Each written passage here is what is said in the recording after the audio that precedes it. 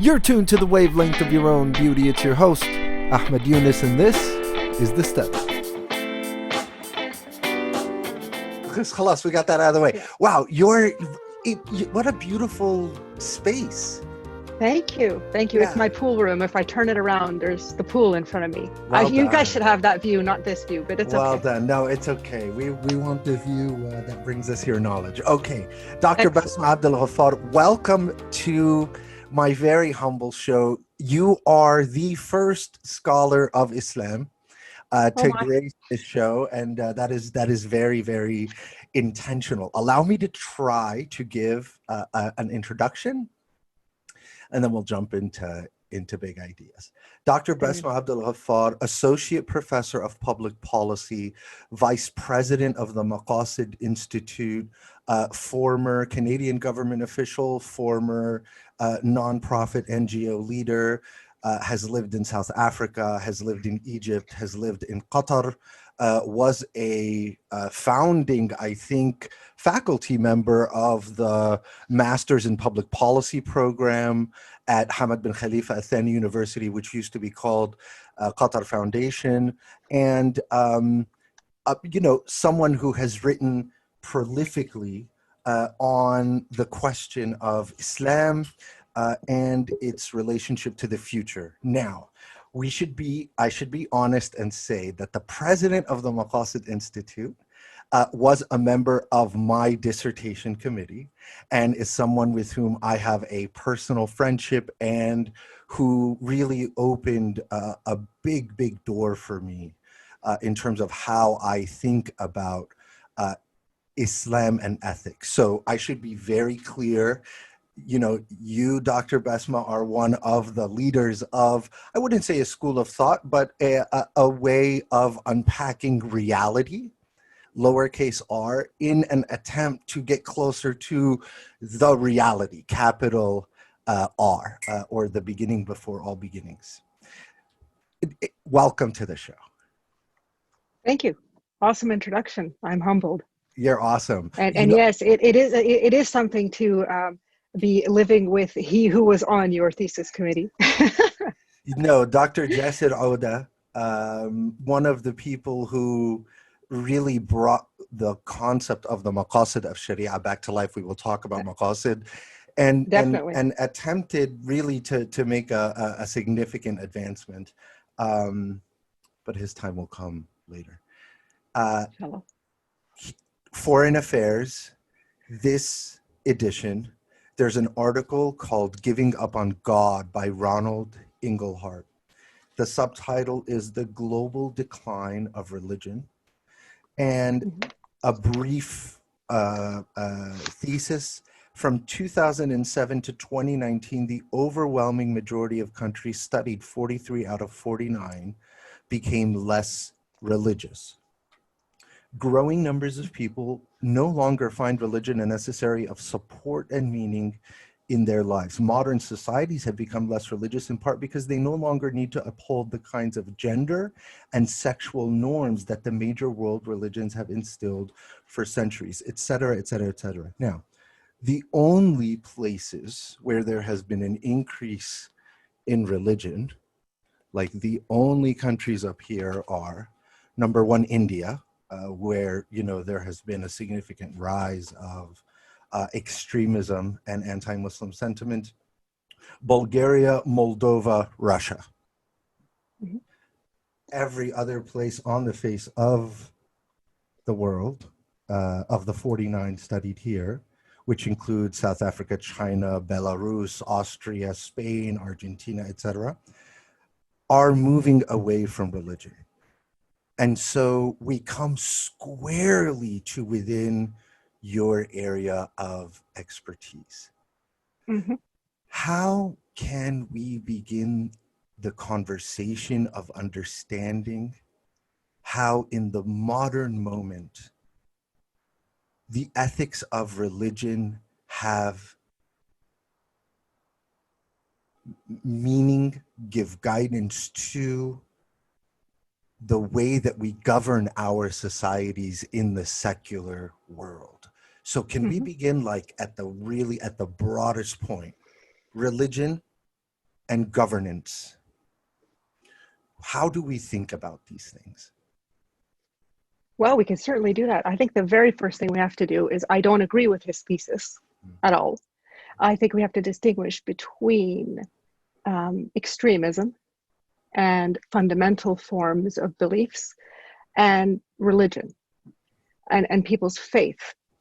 So I think the questions that you ask when you're doing research are very important. I don't know the questions in particular that survey may have asked. But of course, the rise of Hindu extremism in Modi's India is problematic, but this hasn't always been the case.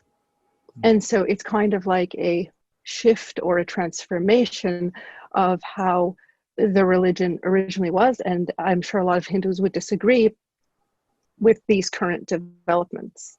So we have to distinguish between that. I don't agree because I'm writing a book right now. You're saying don't ascribe the religiosity to the religion, or don't ascribe the claims of religiosity to the religion?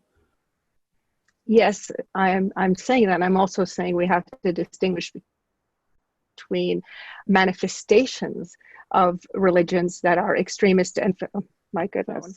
So, I mean, as I was saying, I mean, the manifestations of what people think is religion. And the reason I'm saying that is because you make this great point that people around the world, because they're not finding that they're as constrained in terms of certain questions, sexuality being, a major question, or they think they're not constrained. But I think what we're doing is we're finding within our faiths understandings that are enabling us to live better lives and to accept the other and to be more inclusive.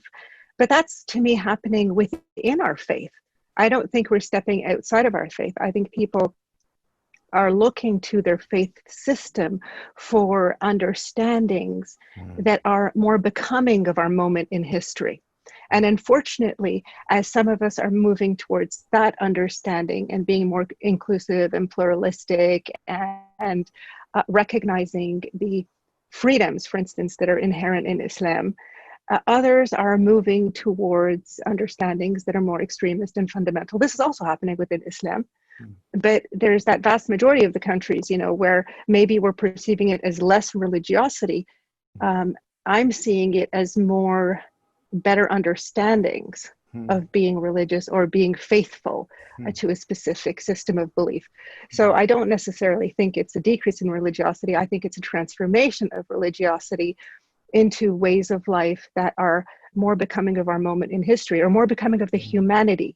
And that's so hopeful to me, that we'd like to experience in this world. I mean, I start my new book by saying that religion is well and alive, contrary, especially in government.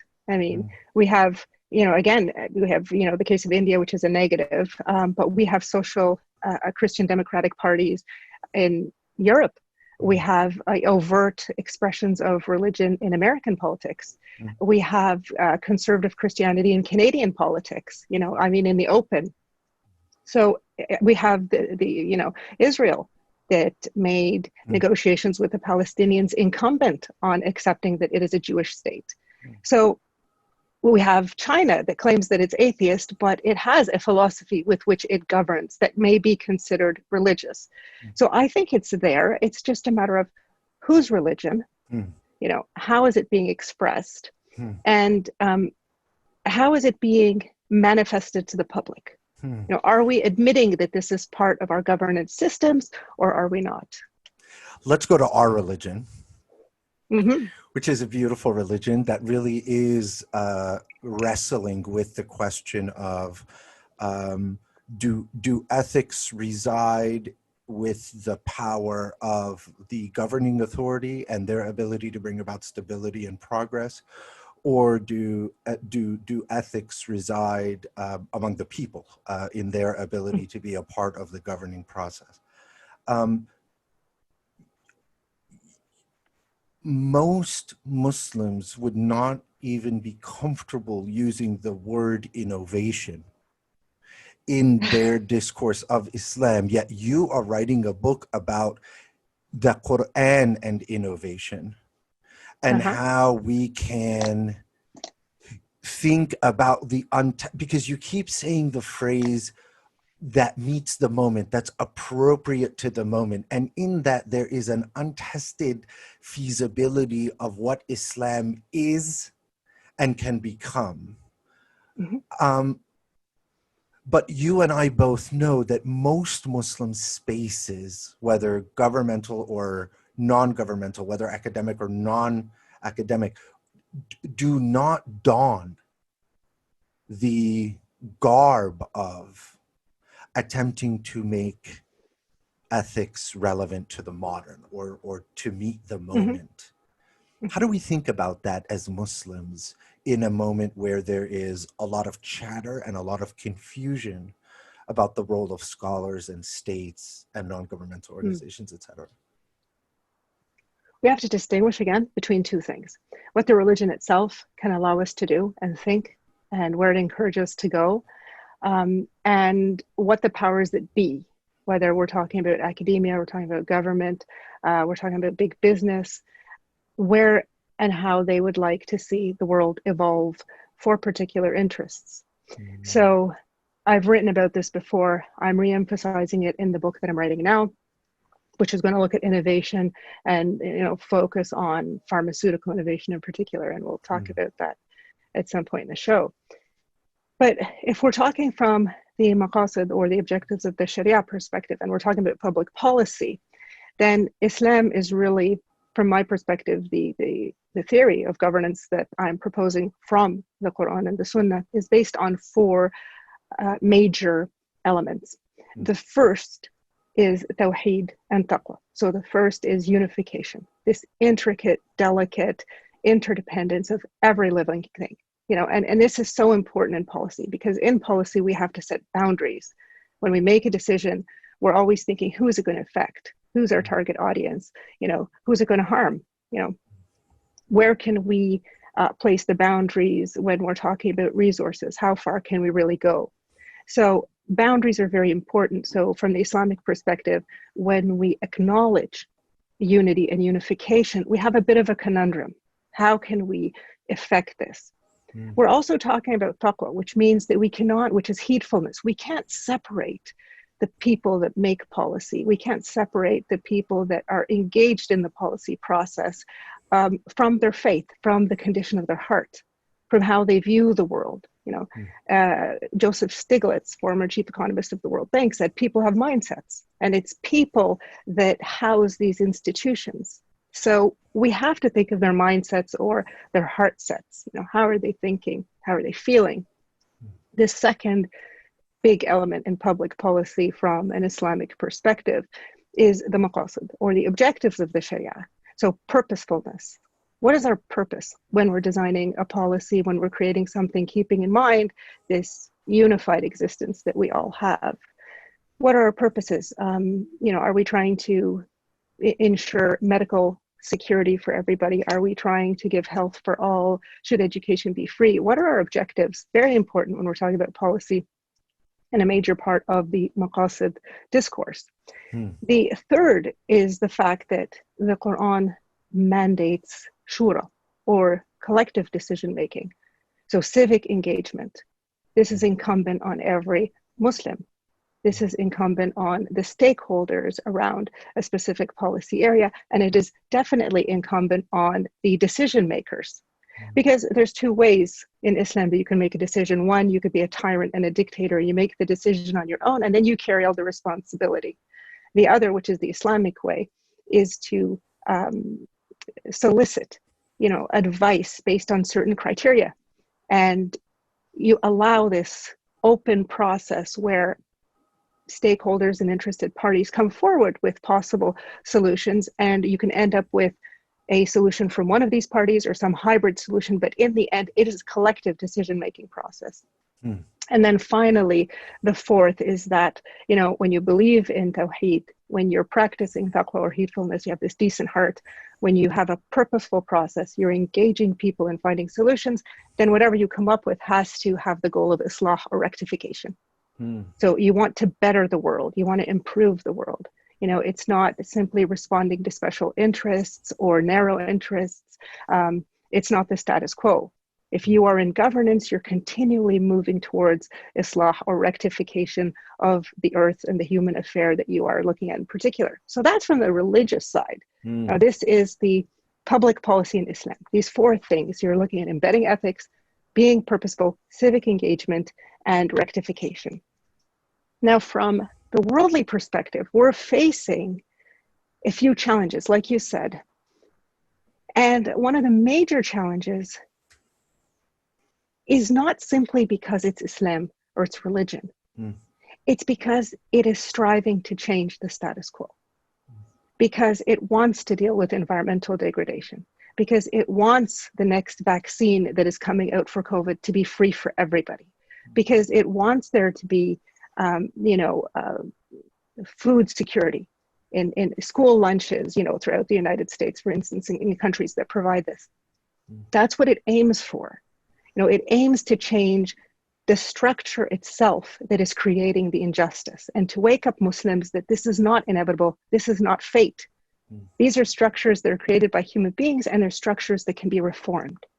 So it's not just Islam that is the challenge here. If somebody came from a communist perspective, if somebody came from a socialist perspective, even if somebody came from a secular liberal perspective, but wanted to change the status quo, they would come up against a lot of challenges and rejection.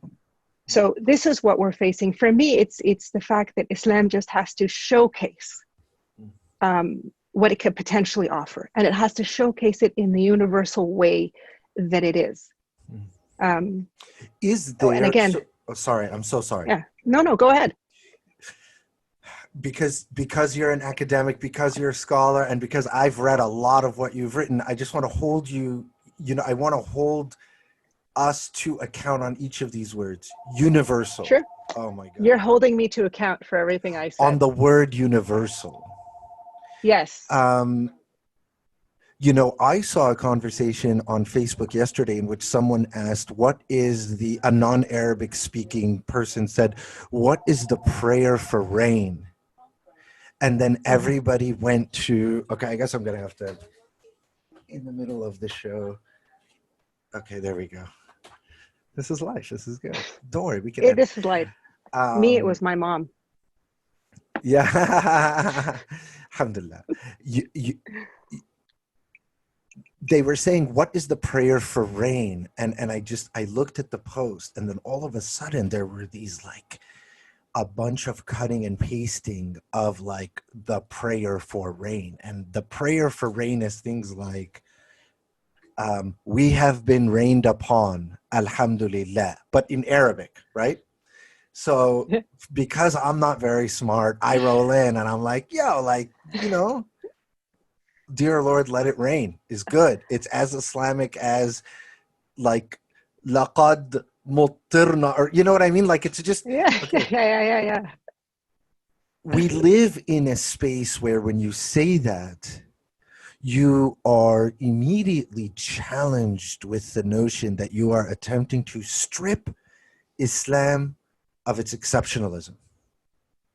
To the point where we can reject a whole study Quran simply because it kind of smells like a perennialism barbecue at the other park. And so we're not comfortable with the smell coming over. Teach us about Islam, Islamic values, Islamic ethics, universal values, universal ethics, universal rights, the dialectic tension, if there is, between them. Well, Islam has this rule. Simply because something is universal or can be universalized doesn't make it universal. For Islam, the rule is justice. If something is just, it ought to be universalized. So, and we see this especially at the international level. We can universalize many things, but they should not be universal. And there's so many questions of justice that should be universal that we're not universalizing. So what a lot of Muslims do not distinguish between is the worship part of Islam and the fact that the Quran and the Sunnah, the way of life that it proposes, the understandings that it proposes are for everybody. And that's irrespective. And how do we know that? We know that from some simple things. We know it because God created the earth for everybody. Mm. He did not say you have to be Muslim. Mm. So, but yet it was created for everybody. Everybody gets their meal and everybody gets their joy and everybody, lives their life. In the Quran, when the Quran talks about dignity, وَلَقَدْ كَرَّمْنَا بَنِي آدَمَ وَحَمَلْنَاهُمْ فِي الْبَرِّ وَالْبَحْرِ وَرَزَقْنَاهُم مِّنَ الطَّيِّبَاتِ وَفَضَّلْنَاهُم عَلَى كَثِيرٍ مِّمَّنْ خَلَقْنَا تَفْضِيلًا. What this means is there's 4 elements there. So the first element in what I just said is we dignified the children of Adam. Mm. So the first question is, well, how did he dignify us? And children of Adam, absolutely everybody. So how did he dignify us? He dignified us by giving us freedom of choice and giving us a moral code. Mm. And that moral code is not imposed. You have part of it is inherent, which is the basic reason why this world is not chaotic. Mm. We can get along across ethnicities and cultures and tribes and what have you. However, we are divided. Mm. We can get along because we have this basic moral code imprinted within us. Mm. No two normal people would disagree that killing someone is wrong or stealing is wrong or cutting what other people have is wrong. These are universal values. Mm. And then there's the other part, which is the part of revelation. And here's where it gets really interesting and where a lot of Muslims,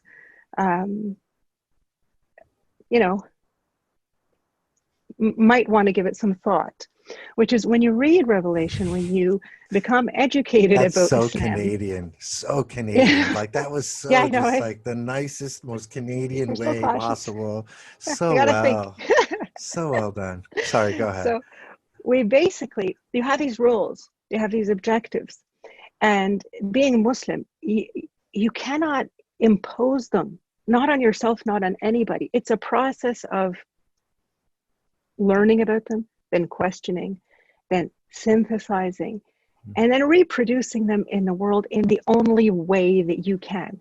Only you can produce these rules and objectives and understandings of universal laws and values in the specific way, because you are you. You have certain resources, you have certain aptitudes, you have certain skills, you have a certain history. And so you're so special in your own right. And that's why when we say for Islam, lakum dinukum waliya deen, you have your faith or religion or system of belief, and I have mine. That's even with Muslims, because mine means that in the way, it's like a fingerprint. Nobody can reproduce Islam in this world the way Basma is reproducing it or the way Ahmed is reproducing it. Nobody can do that. It is so unique to us.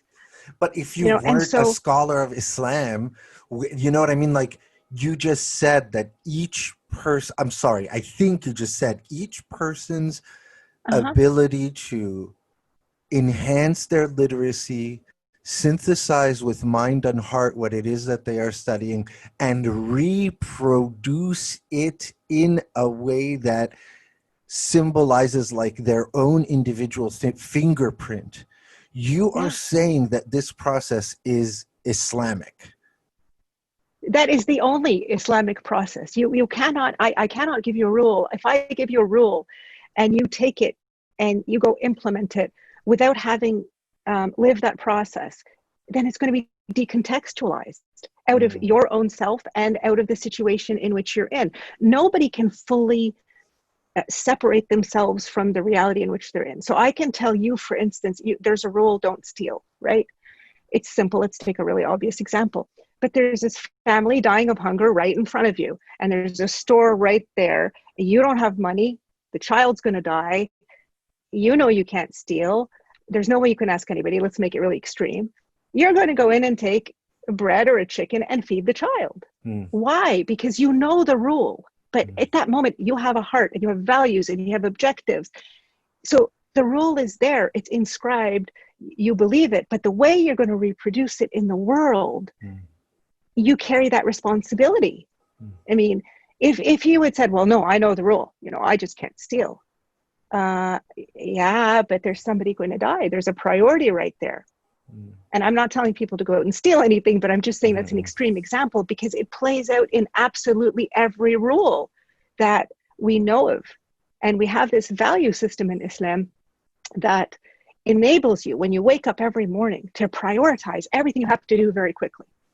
From to the minutest thing, like I got to call my mom. That's a value premise. But the duty to call your mom, of that. Like that's a rule to take care of your parents in Islam. But where are you going to fit it in your day and your value system? That's part of the flexibility of the faith. But nobody can separate themselves from that process of knowing the rules and values and their objectives, and then taking it in and reproducing it. We just do it at different levels of sophistication. But we all have to do it.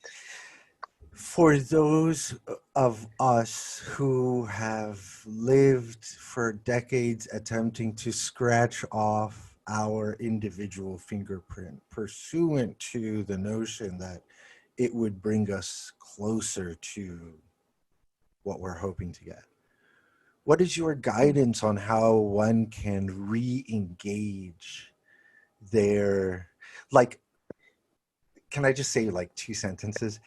The tension between macroeconomics and microeconomics is something that we as Muslims don't speak about often. The societal change that needs to happen really corresponds to kind of this individual reigniting of curiosity, literacy, societal engagement, etc. All of the things that you write about all of the time. And most Muslims have been taught that there is a tension between Western subjectivity, like like I'm even kind of blown away, and I've read most of what you've written and most of what the dude that you live with wrote, and I'm kind of blown away by the fingerprint analogy, because that's bold. Okay, how can we re-engage Islam at the microeconomic, at the individual unit level, in a way that allows us to bring back that subjectivity, that allows us to bring ourselves back to the table of making meaning of reality? In one word, responsibility. I mean, I don't know what it is. There's some things that I don't understand how people don't get. You're responsible. You are ultimately responsible for your thoughts and your actions. In this world, less or so than in the next world. And as Muslims, for the true believer that's really hyped about their faith, they have to have that understanding that you are ultimately responsible. Not the imam you ask, not your parents, not your friends. You are ultimately responsible for everything you say and do. So responsibility is a number one in explaining to people, you're ultimately responsible. If you're ultimately responsible, I'm not going to let anyone tell me what to do. I'm going to learn about the rules and the values. And in our new, Maqasid methodology, there's 7 elements. So you're looking at the understanding of concepts, you're looking at objectives, values, universal laws, proofs like the logic of arguments and also the proofs in nature. And you're looking at the rules or the commands and the parties. So the people that are involved, the stakeholders are involved in any situation. You're looking at these 7 elements in a very complex way. And it's up to you to understand all of those things in a way that you can take accountability for them. You can be responsible for that decision you're making, because ultimately you are. Even if you can dodge it in the world or you can hide, you can't dodge it later. Like you can't dodge it when the truth is really going to matter. So responsibility is one, and the other that, for Muslims is sanction. I mean, and what I mean by sanction is developing your sensitivity through this knowledge to both your inner response to what you do. Like, do you feel good about what you did? And if you don't feel good, why don't you feel good? Or of course, and then there's the social and legal consequences of what humans do, but I'm talking about your own internal, advisor. Are you satisfied with the way you're living your life, with how you're prioritizing your time, with what you're doing with your career, with how you're spending your resources? Are you honest with yourself, with that inner, those emotions you have? Because those emotions are a gift from God. That feeling of not feeling good or feeling amazing when you do something, that's sanction. That's checking you. So are we still good? Yeah. So, I mean, those are the two things that are so important. Your But responsibility and your sanction. How are you going to be held accountable? but we've been trained not to engage in reflexivity. I know. We've been trained to not look inward. Like what literally people have developed a phobia of like thought crimes, and they're so afraid Hmm. of offending, breaking, like the their perception of like the strength of the membrane around their faithfulness is not giving it the Hmm. respect that it's due. How do we undo this? Like, how do we, because I'm going to then come to you on the macroeconomic side and say the same. How do we undo this as individuals in our relationship with the dunya and the deen? Uh, that dichotomy is very troublesome, the dunya and the deen. For me, Please. they're very fluid, very fluid. Hmm. Like for me, for a believer, for me, the dunya and the deen, I don't distinguish that way. For me, dunya is spiritual and sacred, Hmm. and deen is spiritual and sacred. Hmm. And I think when we distinguished even academically between ulum al-dunya and ulum al-din, or the sciences of, experience and of the world, and the sciences of religion, we did a massive disservice Hmm. to the world and to the environment and to other creation, because we took from them, we usurped their spirituality and their sacredness. Hmm. And we tend to do that in the English language too, just as an aside, by having it as a term. Like the tree is an it, the sky is an it. In Arabic, it's a he or a she, just like it is in French Hmm. and some other languages, but it gives it personality. Like God, when he talks about the Hmm. earth in the Quran, it's a she, it's a feminine form. Hmm. And he said, زينها, it gives it a personality. And all of a sudden, Zayyanaha, you're by the not way, means looking at the earth. beautified it. Yeah. Beautified it, Beautified yes, her. exactly. Or beautified Beautified her, her, not it. Yeah. yes, or gave her decorations. Hmm. And when he gave her this decorative hue, people imagined that they have subdued her and that Hmm. they could overcome her. When you talk about the earth that way, you give it back its spirituality, you give it back its sacredness. And see, in English, I'm saying it again, and see, it just loses it right there. So we don't have that in the Arabic. So one is, that's just an aside, that when you read the Quran, you're saying, how do we go back?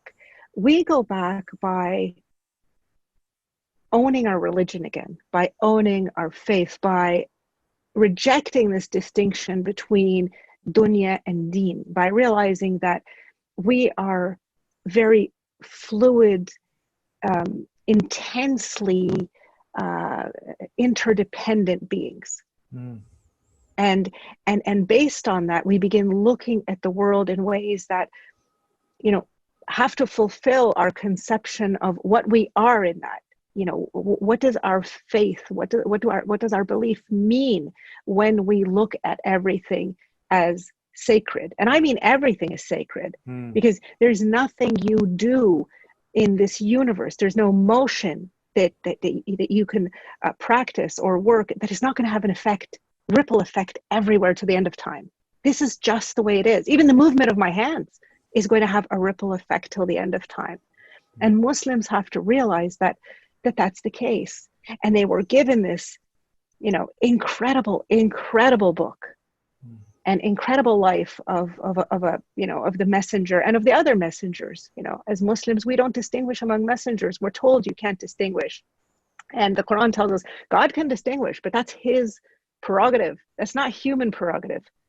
So we have these incredible examples throughout the Quran, and we have this book, and we have to own it again. We have to own reading it, and we have to own understanding it. Yes, again, that presupposes, especially for those who are going to get into interpretation and all these things, an understanding of Arabic, because Arabic is broad and it's beautiful and it allows so much more meaning. And so This I is tell such people an that read the Quran important in point. English. It's such an important point Yeah. to pause on, because you're saying the opposite of what's generally said. Generally, we say you can't approach the Quran unless you know the Arabic so that you can understand the precise, limited, static al definition or fatwa. But you're saying the exact opposite, that the stronger Mhm. your Arabic is, the more iterations you can take Oh, yeah. at your understanding of a verse itself. Okay, let's 100%. continue. Let's continue this like very halal dance. Let's go back to the other side of the dance floor. You are a Canadian professor in a Western country. You are a Western woman, and you are now going to start scaring people who feel like, wait a minute, did she just remove the barrier between church and state, right? Like, if we are going to allow faith out of the kind of apartheid system we have created for it in the modern, Mhm. doesn't that give us like militaries that preach God and bless their soldiers before they commit genocide? And then on the other side, doesn't it give us like a bunch of religious people who are not experts in public policy, who screw it up the moment they get an opportunity to lead? Sure. Sure. Yeah. That can potentially happen, but that's already happening. Now, we already have a bunch of crazies that are, using religion all over the world and saying that this is because of religion. We already have, military response to this. But is that really religion? I mean, what we're talking about here, first of all, is a very competitive marketplace of ideas. No faith can be imposed. You're going to introduce it with its propositions, with its suggestions. You're going to come up with the criteria, with the Maqasid. And as the Quran teaches us, we're going to seek quorum, and we're going to try to persuade people. Because the other part of, the faith the Quran that I was going to talk about, as I said, is it is for everybody. It's not just for Muslims. I mean, you don't have to be a Muslim to learn from the Quran. You don't even have to believe in God. But what we want to do when we said the four elements, even the Tawheed element has two components, God and non-God. So we can all believe in a unified system. We can all believe in unity. I may do it because I love and believe in God, but you can do it simply because you know that that's a scientific truth. Or you discovered the Fibonacci sequence, and every time you see a leaf, you're just like, wow, okay. Yeah. Or you've read Wade Davis and you know that we all came from, one couple in Africa, and the fact that there's no scientific disagreeing over that. So you agree to this and you decide, okay, we are one big interconnected, family or humanity. So you come to it from wherever you want. But what the Quran tries to do, what the Sharia tries to do is say, okay, there are these rules and nobody can change the rules. The rules are preset. You can't change them. I can't change them. Nobody can change them. You can disagree with them as much as you want. Nobody can change rules, whether we're talking about the rules in nature or we are talking about, moral rules. It's just the way it is. Nobody can wake up at some point in history and say, genocide's okay. They will commit it, but they can't wake up and say it's okay. You cannot change them. And if you tried to change the rules, everything is good. You're good. I can't hear the stuff because that's you're still happening going to be. You're good. If you try to change the rules, it wouldn't work because you'd still face the consequence of the rules because you never could really change them. What you did was something very superficial. You denied the rules. You rejected the rules. So what we see in the Quran and what we learn through the Sharia, not the Sharia as Islamic law, but the Sharia as a way of life, is we learn about those laws. And we learn, okay, how far are we from these set rules? And how can we move towards them? Not without diversity, with inclusion, with pluralism, because that is part of the system. That's how we're resilient as human beings, is that we let all of these voices come to the table. We listen to all of these voices. We come up with hybrid solutions.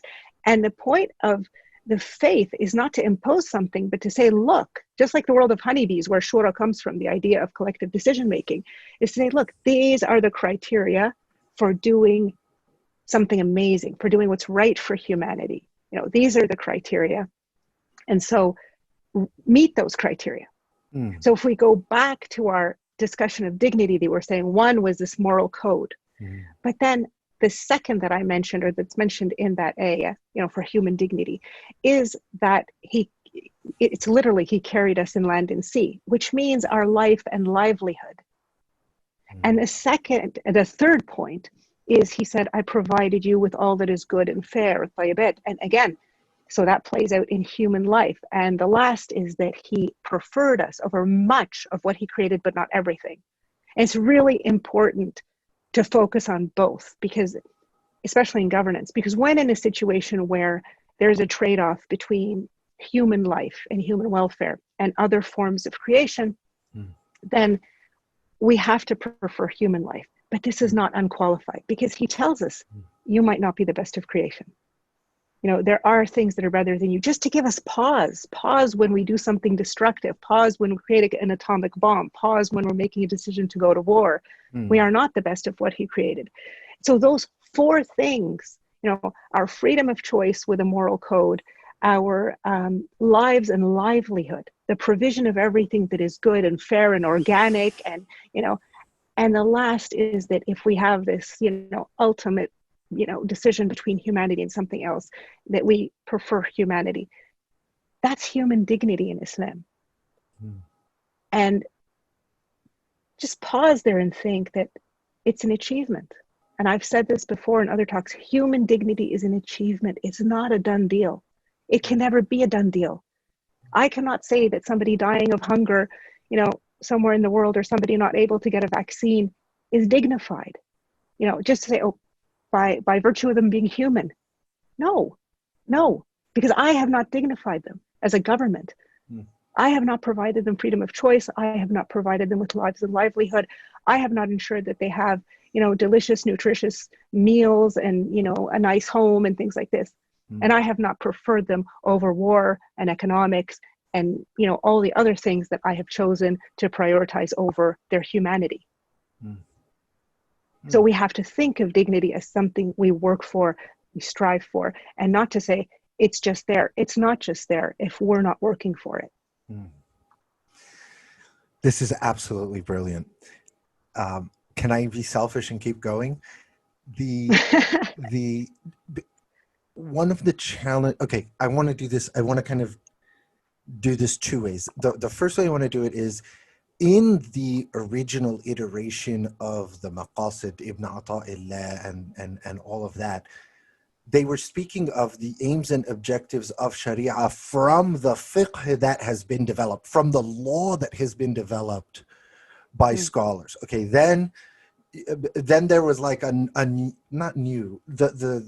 next advancement iteration of that is really Jasir Oda, who said, well, wait a minute, why don't we look for these maqasid in the Quran, right? So then the idea was like Quranic maqasid.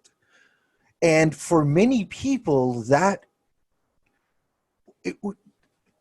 taking that leap together was very difficult, because they have a closer relationship to the law that has been promulgated than they do to the Quran, whether it's emotionally or in terms of policy or in terms of law, etc. Okay. You are saying the Quran universalizes our Islamic narrow understanding of ethics, allowing us to enter as equals with others in the process of making reality better for all people. Because you keep using the word masalah, like in your scholarship, again, just Ahmed, no, you're wrong, cut me off immediately when I'm wrong. In your scholarship, the kind of the telos of it all is enhancing the lived well-being of humans, right? Like that's kind of the goal of all of this for policy, yes, because for policy, it's not my concern whether you're Muslim or not. I mean, I think one of the things that really, really makes me cringe is when, somebody in, the so-called Muslim countries, it tells people that they pray Fajr, they get up to pray early in the morning. I don't care. Yeah, I care that there's 10 million people that need to eat. That's what I care about. I care about your economic policies. I care about your technology policies. I care about, people's lives and livelihoods. That's what I care about. Your prayer and your fasting, this is between you and God. And yes, you can set a great example, but I need to see it play out in policy. I don't even need to see it play out. I need to see your policies. So you're saying I am looking for you. I'm sorry, because this is when you're in a library all the time and with your students, you forget how revolutionary your scholarship is. And that happens to all people. So you're now saying my assessment of your Islamicness is not whether you're praying Fajr as the head of state, but is in how the people under your authority are living. So you're not saying I don't care about your religion. You're saying I care about this Islam, not that this is secular and that's religious and I don't care about the religious. You're saying, no.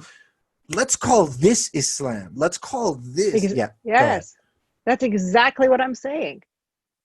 How you are, whatever your faith is, you can be, something else. But if your duty in public office is to take care of the citizens that voted for you or the citizens that you have coerced into accepting you as a ruler, if they're doing well, that is what I'm concerned about. That is what I am interested in. And that is what Islam or the Quran and the Sunnah, that is what we can learn from them.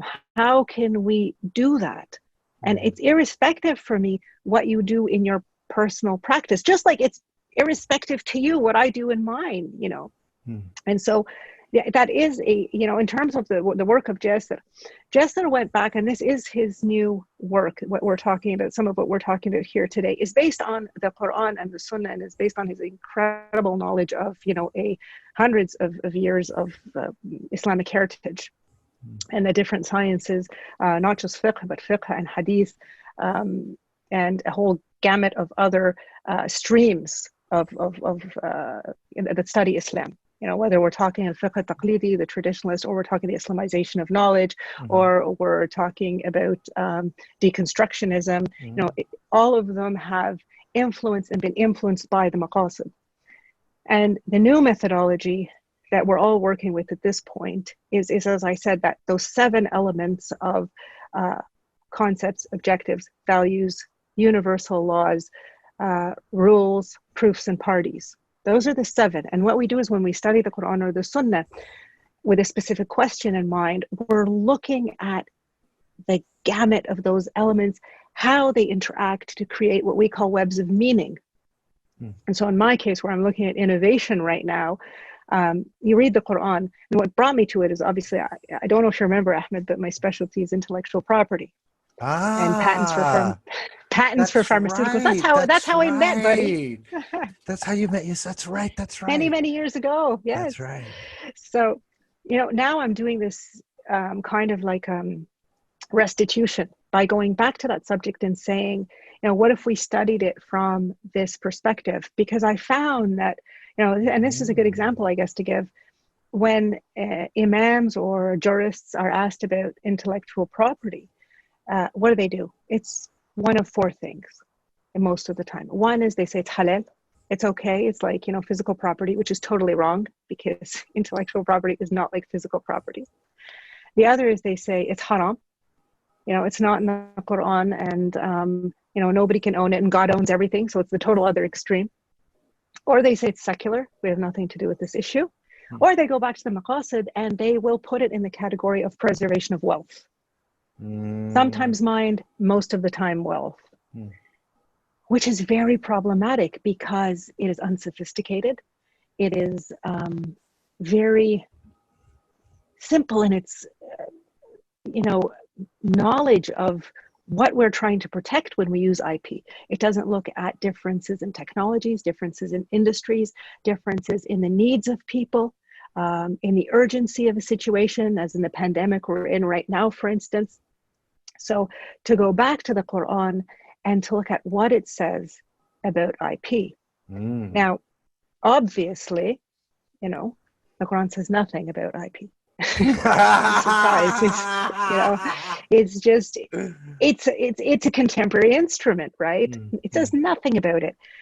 But then I said, okay, if it said nothing about it, what does it say that can help us? And I was reading one day, and then I just stopped in the middle of a verse that was talking about the sky and the trees and water. And then it said, and ships, and fulk. Mm-hmm. And I was like, why is there reference to boats or ships in the middle of everything else that's nature? Because I thought this is something that requires human ingenuity. And that was the opening right there. I'm like, the Quran doesn't talk about IP, but it talks about the justification for IP, which is the application of human ingenuity to raw materials or resources for the advancement of a specific idea or a need, right? And all of a sudden it was like, it doesn't only talk about ships, it talks about ships and armor and palaces and light tents, and it talks about roads and lights and all of the things that we don't have in nature, things that we need to do. It talks about institutional innovations. And so I thought, okay, so we can apply this methodology to invention and innovation in the Quran.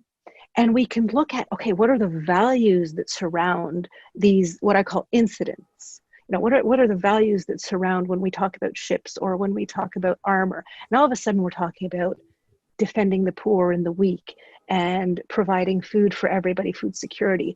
And we're talking about trade and travel and leisure. And we have all of these maqasid that now, my goodness, we have all of these maqasid that now emerge as part of the discussion. And so when we have this sophisticated, what we call this web of meanings related to the different incidents of invention and innovation in the Quran, we can then do proper qiyas. We can do proper analogy between that and pharmaceuticals. We can do between that and pharmaceutical innovation. We can look at human need, and we can look at urgency, and we can look at different industries and different technologies. We can look at the parties involved, who's doing the provision, who should we expect to do the provision. Maybe it wasn't a good idea that we allowed big pharma such power.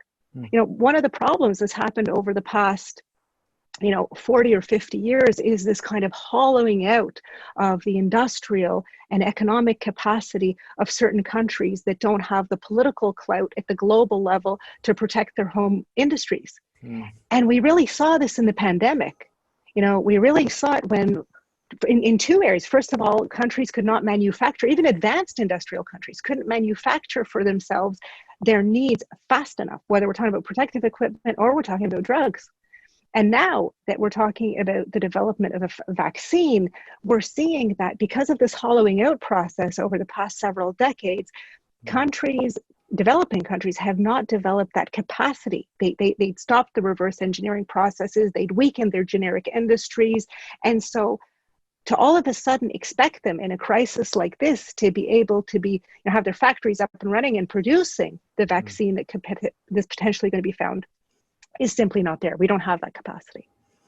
So this methodology would allow us to look at inventions and innovations from that lens and to rethink these policies and to rethink intellectual property from that perspective. So it's like super cool and super But this crazy. is like very revolutionary. No, it's just so amazing. You're so brilliant. Not that you need somebody to say it, but let's continue this very halal zabiha dance. So my challenge with what you're saying is that it's too exciting, because just like this is the first time I've heard this, and I'm thinking, okay, well then, like in vaccines, the Islamic ethical imperative would not be to help big pharmaceutical companies make more money. It would be to share science or reduce the cost or make it more. Okay, here's your challenge though, Dr. Basma Abdelghaffar.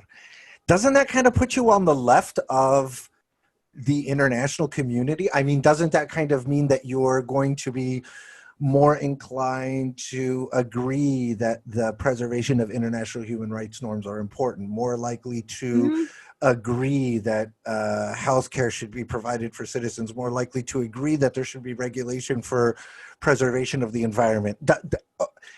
So then how do you as a scholar deal with that kind of layperson's view Mhm. of what you're saying? Well, that's just the labeling and identification of what we call parties in the Quran of today, right? So, I Mm, mean, every age, every time is going to have labels for certain people. But we have to, what the Quran does is it doesn't give us these labels, it gives us the characteristics of a group of people. The do-gooders or the corrupt or the hypocrites or the confused or what have you. But it gives us this sophisticated, complex view of humanity, so that we can determine in our time today, not with these labels, but who we ought to be, aligning ourselves with, who we can cooperate with. And yes, of course, I mean, it could be labeled the left, it could be labeled whatever. That to me, that doesn't concern me. What concerns me is, what are the values that you're upholding? mm, How can I understand your role in this world mm. through the parties that I know from the Quran ought to be involved in the innovation process. So, or are involved in the innovation process, but need to be reformed or need to be pushed back.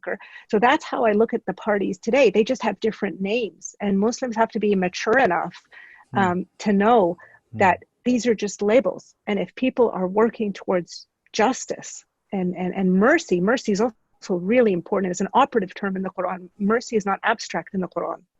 You know, who is operationalizing this at the global level? Ahmed, let me give you some numbers, because I don't think people realize that the price of drugs. This is so cool. So in Canada, for instance, they came up with a drug called Glybera, right? And it was developed by researchers in British Columbia over 30 years for a genetic mutation that causes a lipoprotein lipase deficiency. Anyway, these people bleed something like milk, not like normal blood like you and I. It's white. They came up with this drug. Do you know how much they marketed it for? Hmm. $1 million per dose. $1 million. Per dose. Because that's it, per dose. Because they price it according to the quality of life that you think you're going to get. So technically, based on this, it should be for free in the poorer countries. Point is, it didn't go anywhere. It was way too expensive. They treated about 31 people, and that was mostly in clinical trials. And that's it. People that have this disease have to live with it. That's one case. Wait, Here's wait, another wait, wait, wait. case for you. Hold on. Only because they chose to price it at $1 million a dose. $1 million. A But if they million didn't dollars. price it at $1 million a dose, all the people that have this People disease could have. could be cured. Literally could be cured. You have another gene therapy for spinal muscular atrophy. Sorry, it's a rare childhood disease that can lead to the child's death before 2 years old. It costs 2.125 million US Wow. per treatment. Wow. You have another a gene therapy for an inherited eye disorder, $425,000 per eye. And you're saying This that is, the way that they value this is by yes, predicting how your lived well-being will yes. improve? It's called monetized annual quality of life expected from the treatment. Oh my God, that's like neoliberalism and like cutting your soul. Wait, can you say that phrase again? Monetize? Monetized annual quality of life expected from the treatment. Oh. So this is what we're So, facing. I mean, we're also facing a so, situation. Mhm. so you're saying, yo, if we look at this from a Quranic lens, it is clearly un-Islamic. Number one. Number two, Yeah, 100%. okay, number two, you're saying you're saying this is an example of how Islam thrives in plural societies by contributing this ethical lens Mhm. without the need to necessarily call it the Quranic lens or the Islamic lens, if you will. Like, you're not saying, hey, Canadian Muslims, let's have a Canadian Muslim political party and the farm. Mm. No. You're saying No, you don't have to do that. okay. You don't have to do that. You have to live it. You have to You live don't it. have to do that. Not like I can escape it, obviously. I'm coming from a certain, you know I'm coming from a certain background, but Mm, you have to live it. And these are the things, these are the issues, in the context. I know I've been, all of us have been following the BLM, the Black Lives Movement. And what stops me in my tracks is, what are we actually doing to change the structures that are making, other than the police, by the way, mhm, that mhm, are making the lives of people miserable, not just mhm, Black people, mhm, but people incapable of affording certain medications, in my case, which is the area that I'm specialized in. If we're looking at the United States, listen to these numbers. 34 million American adults know someone who died after not getting treatment, while 58 wow. million adults reported inability to pay for needed drugs. Medication insecurity rose in the United States in a matter of months during last year. Mm, The international system that currently exists, and this is part of what really upsets me, because it's continually reinforced, even by, UN bodies, the United Nations Sustainable Development Goals, for instance. You'd think that they would critically look at some of the international agreements that prevent countries from taking care of their own, if not others. But they will reinforce by stating, but we accept the TRIPS, which is the Trade-Related Intellectual Property Rights Agreement, in the current, it's a mouthful, sorry, in the current state that it's in. But the TRIPS, for instance, became an issue with the development of drugs for this pandemic, because you would have to label this a pandemic in order to be able to draw on the special measures that are available in the TRIPS for countries to take. mhm, Now, many of the wealthier countries didn't wait for the World Health Organization to call this pandemic, because they know that labeling anything a pandemic is political. mhm. When HIV/AIDS was labeled a pandemic in the late 90s, it took forever to get them to do it, because once they did that, you could use the flexibilities, the so-called flexibilities, in this international agreement. Mind you, not without being sued, not without wasting, your national resources on lawyers, and not without facing, bullying tactics and potentially sanctions if you decide to produce a drug or import it from a third party at an affordable price. And it only applies to pandemics. So, for instance, it doesn't apply to cancer drugs.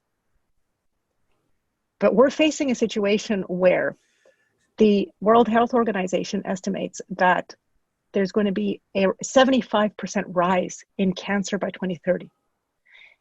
I looked at the case of South Africa. They're going to have a 78% rise in cancer. They can't afford the drug. They're still being fought by big pharma and the United States over producing the drugs that they need cheaply. And yet we're talking about close to 80% rise in cancer and close to 75% worldwide. So my point by all this is, it's not a developing country, industrial, poor country. It's This literally is a in policy issue. Yeah, it's literally it's a public policy issue, and it's a structural issue, and it ought to be part of these movements that are looking for greater justice for people. It's not simply about police violence. It's about all these hidden forms of state violence that we're not aware of because it's so complex. And we're being told, but they developed a drug. Yes, using a lot of public money. There's a lot of public money going into public institutions that actually do the basic and much of the applied research. Yes, the company has the capacity to then produce it, and they do have an important role. But it cannot be at the expense of so many people. There have to be better solutions. So mind-blowing. So, okay, so again, And yeah, that's I all part gotta, of Islam and Islamic thinking. no, but that's what I'm saying. That's what I'm going to say, right? Like, this is, okay, so I'm just going to try to, your critique of the MDGs and the SDGs of the United Nations is that it places the burden of bringing about change on those who are suffering from oppression and did not choose to renegotiate what is possible for multinational corporations and pharmaceutical companies in terms of how like to change the rules and policies that allow for, and you're saying this is Islam's critique of the Millennium Development Goals and the Sustainable Development Goals. Yes, it's absolutely crazy. Yes, because you're saying we want, now they're saying we can't have poverty and we can't do this, we can't do that, we can't eliminate these things. Well, because we're not looking at what's really binding. We have these rules that we're holding sacred that we know were not created based on even any economic evidence. They're based on profits, and we know how the global IP regime was created. And I want to clarify something to people. I'm not against intellectual property. I don't think, even the Sharia is against intellectual property. But when we understand the concept of innovation and its purpose and the need to accommodate different technologies and human need, then we nuance how we use IP. Maybe it's like a boutique model, of how we can design and implement so that it remains a tool in our times that encourages innovation, but not a tool that is destroying so many lives. So in the SDGs, because there's this fear, when they continually reinforce agreements that they know, or IMF packages that they know have created so much suffering, and then saying, but we're going to tinker on the margins. Well, that's not good enough. When you're leaving, when you're putting the onus back on, the civil societies that are having a heck of a time fighting their own tyrannical governments, and saying, we're going to do all of these great things by, 2030 or whenever, but you're not really looking at what we have universalized, what we have made universal, and it has not been justice. And we need to go back to the table. And I know that this is dreamland, and I will just say that for the record, because even in the context of this pandemic, even with countries coming forward and saying we have to have IP pools, we have to have patent pools, we have to have transparency, we have to talk about costing. I'm talking about countries asking for this, not like, civil society, or not that they're not strong, but and they're not getting very far. No, you're asking for the people that are regulating these industries to place an ethical lens on their understanding. And I know that may not be realistic, Ahmed. I know that may not be realistic, but that is not our role as thinkers. Now, I read recently something, and I'm trying to remember which writer it was. I'm not sure if it was in a strategy book, but it was very interesting, because it's not our responsibility necessarily in this moment in time to implement everything we say. It is our responsibility to develop ideas that might find their historical moment. If we haven't developed the ideas and the historical moment comes, it's over. But if we've developed the ideas and they can be plugged, it was Milton Friedman, actually, of all people, I remembered. It was Milton Friedman, and he developed this system, whether we agree with it or not. I mean, I think it led to some pretty nasty world events, but it was the thinking behind it that's brilliant.